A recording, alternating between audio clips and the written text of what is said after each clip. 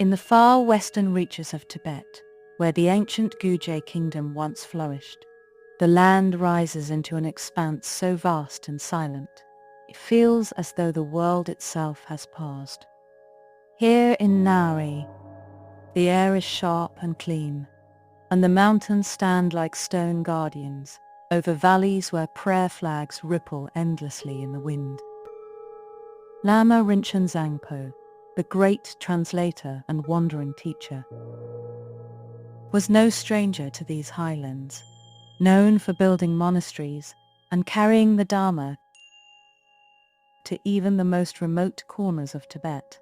He travelled without retinue or wealth, his belongings fitting neatly into a small bundle. Wherever he went, he carried the quiet authority of one who had walked far, physically and spiritually. One autumn, he set out from Tasprang, the ancient capital of Guge, bound for Lhasa, to make a pilgrimage to the sacred Yokang temple.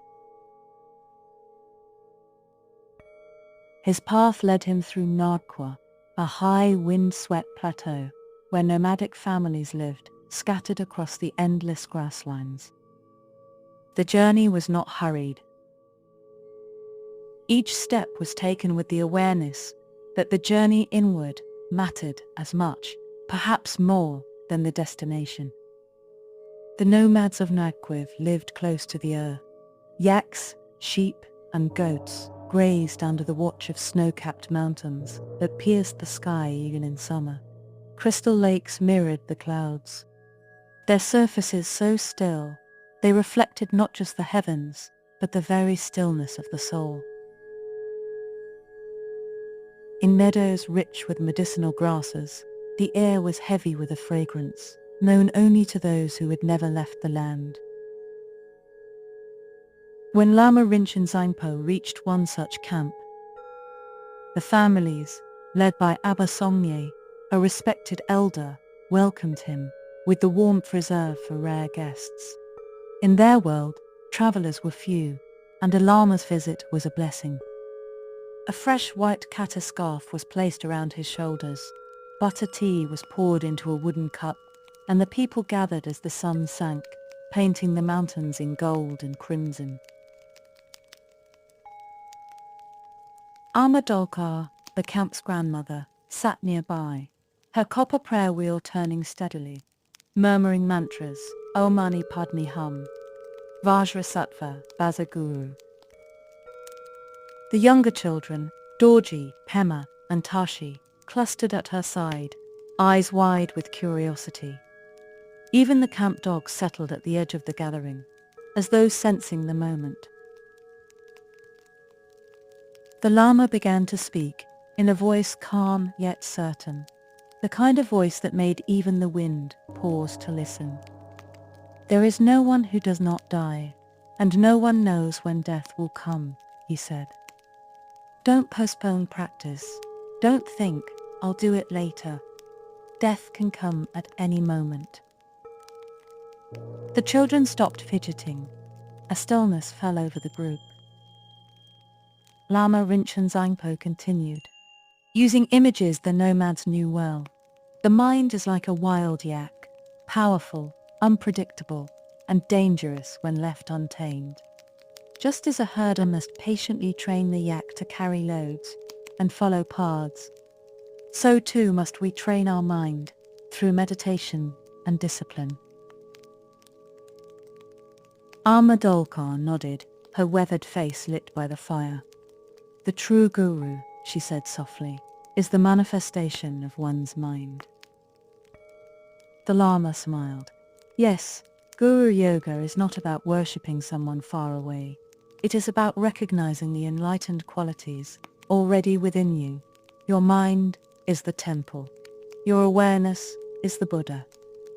As sparks rose from the fire into the darkening sky, he spoke of the three treasures that hold the Dharma firm: faith, compassion, and diligence. Without these, the path is like a tent without ropes. It cannot stand. Then he told them a story from his travels. Once, crossing a treacherous mountain pass, He had thought to rest for a single day before continuing, but a sudden snowstorm buried the trail, delaying him for a week. "Life is like that pass," he said. "If we delay, obstacles will rise, and the chance may be lost forever. That is why I say again, do not wait to practice." The elders exchanged knowing glances. Abba Sangye, speaking in the way nomads do, with proverbs, said, "A pot that leaks drop by drop will one day be empty. Life too leaks away moment by moment." Amadolkar added her own, "A horse may be swift today, but lame tomorrow, so ride while you can." The children looked out at the grazing herds, the rivers glinting in the moonlight, and the jagged mountains that seemed eternal. But the Lama reminded them, these peaks were once under the sea. Now they rise into the clouds. Nothing stays the same. That night, they served him butter tea and tsampa. He ate little, blessing the food before placing the rest aside for the journey. In Tibetan custom, sharing food with a Lama was as much an offering as it was a meal.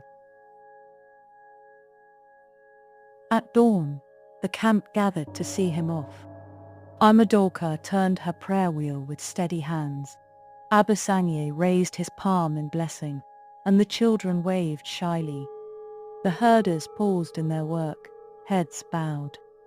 Before stepping away, Lama Rinchen Sangpo spoke one final time. "May your mind be steady as these mountains, yet open as the sky. Remember, the journey to Lhasa is not as far as the journey inward." With that, he walked into the morning mist, the rhythmic tap of his staff on the earth fading into the wind. His figure grew smaller against the vastness of Nagqu, until he disappeared entirely. But his words did not vanish. They remained in the hearts of the nomads like glowing embers, reminders that though the seasons turn, herds grow and pass, and even mountains change, the true path is walked in the mind.